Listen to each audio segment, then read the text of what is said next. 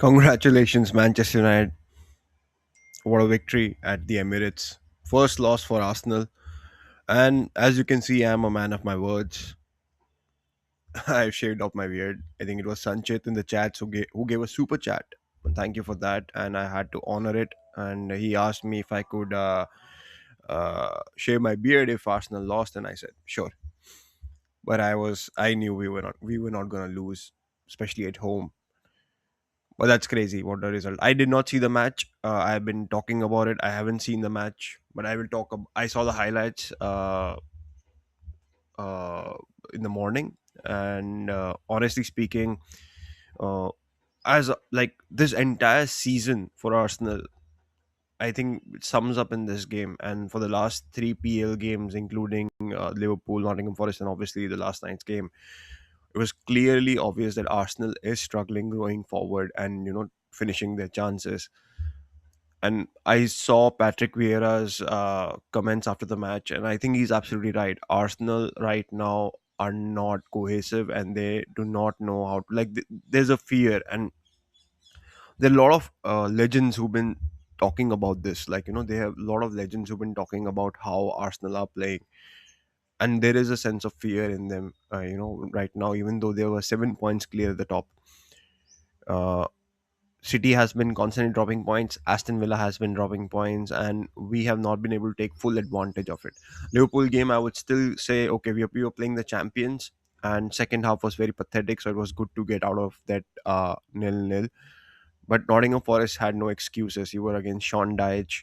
You could have been more freer, and obviously you have now lost to Manchester United, who also love to play on the counter attack. And you see the second half, United were brilliant going on the break. uh, Two brilliant goals from Dorgu and from Cunha. Mbuembu was a mistake by us, as I think it was Zubimendi. I don't remember who it was. Like I said, I saw the highlights, and it was his mistake, who just gave the ball to Mbuembu and he finished it well. While you could see Dogu's goal was excellent. Zubimendi again, who lost his man, and then again Merino in the midfield, who lost his man when Cunha took his shot. Means just these things have been creeping over Arsenal in the last this year, I would say. After the Aston Villa 4-1 performance, I would say we have been playing like this. UCL has been quite different. But all the other games in the Premier League or against English teams, even against Chelsea in the Carabao Cup, even though we won 3-2, that match we just gave away two goals very freely. Defense has been pretty bad. I haven't predicted a clean sheet for Arsenal. I don't remember how long, in months, I guess, because I don't trust the defense anymore. I know we will able to outscore people, but I just don't think we'll be able to keep a clean sheet. And United, who have the firepower to go forward in Cunha, Mbembu, and obviously Dorgu is in form right now, so it was quite possible, they were gonna hit us very well. And if the defense isn't sorted, and that now, if the defense isn't sorted, my question to Arteta is, why aren't we playing more freely now? The the talks about breaking the Chelsea record are over. Stop being afraid to lose. His first, I have been saying that this season it's all about the mentality. And after the Newcastle comeback win last at St James Park last year in the season, I was sure the mentality is here. But as this year has started, again I see those frailties in this team. Henri did say it when I quoted Henri. I was called even by United fans. I was said that, Varun bhai, you are being very negative, and Henri doesn't like Arteta. I sort of agree, but he wasn't wrong. Me liking someone or not liking someone, it is very different from what, if my statement makes sense or not. Henri was right that this team is afraid to win. There is a sense of fear in them, if they'll bottle it again or they'll come second again, they might not be able to finish the job. I have been saying the Carabao Cup is important this season. It's more important than the FA Cup. It's more important than the UCL, especially if we are going to keep going for the Premier League, because this team hasn't won anything. What the Carabao Cup, the final will be in March. I believe it's in March, or end of Feb probably. You win that trophy, you get these players to taste some sort of silverware and winning together. That feeling is special, and when you get that feeling, you get more confidence. And when that confidence happens, like, you seriously do not need a manager to come and speak to you every time and motivate you. That trophy will do it for you. And I think the Carabao Cup is very important. And then Emirates, Chelsea do come over at Arsenal on, I think it's on 4th of Feb. So uh, that match becomes very important. Need to go through that, and we need to face City in the final. And I think we have a good chance against City in the final. Uh, but just to get into the final, it'll be a great feeling for these players, and just to go for it. I did not count Liverpool game as a do or die game, because I don't like to put all my eggs in one match basket. But obviously, I've always said that keep your blips far apart. But we haven't. Draw, draw, loss. So we have dropped 7 points out of nine.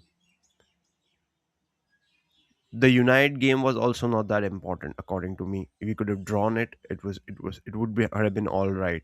But the manner of loss was very bad at the Emirates. A nil-nil, a 1-1, a 2-2 would have been fine, but to lose 3-2, concede three goals at home is a very bad performance, especially defensively. The Leeds game for me becomes the most important game for us in the coming matches, because if we lose that, I will not believe that this team is capable of finishing the job anymore. 2022-2023 season, when we actually bottled the league, when we were up at the first position for 90 to 95% of the season, it was March and April where we dropped points in consistently 3 or 4 games. That is where we lost the league. We did not lose the league at the Etihad. We lost the league in those in that period, 3 4 matches. And this is again going in that March April has come in Jan for us in 2026. So Arsenal needs to just buck up. We Our performances in UCL are quite different. We thought it's the opponents, but it could be us as well, that Arteta is taking the league very differently. I can go on the negative and talk about Arteta's tactics a lot.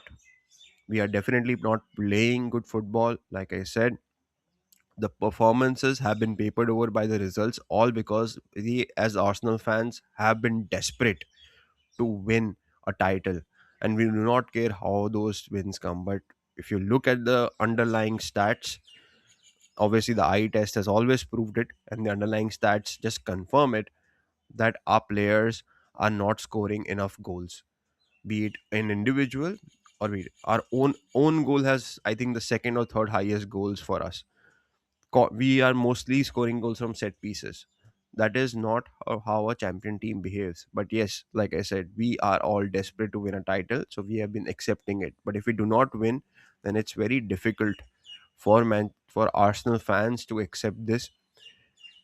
The Arteta inners can come and attack me and say, like, you do not realize how it's difficult to come second, how much stability is.